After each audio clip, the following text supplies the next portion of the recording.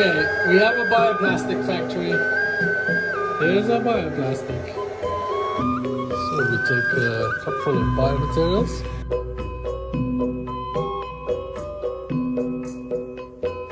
Okay, so we have a filament factory.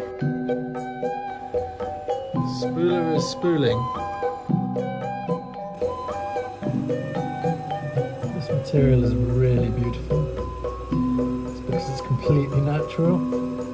It's just an exquisite energy. And its luster is wonderful, like only natural pigments create. Oh, it's beautiful.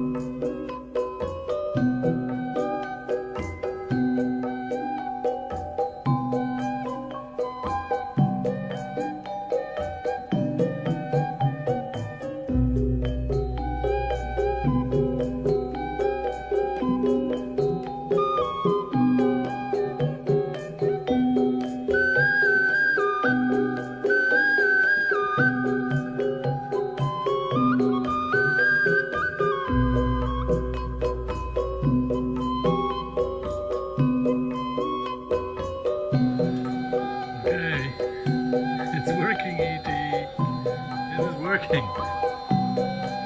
So that very level bed, I must say. You did a good job.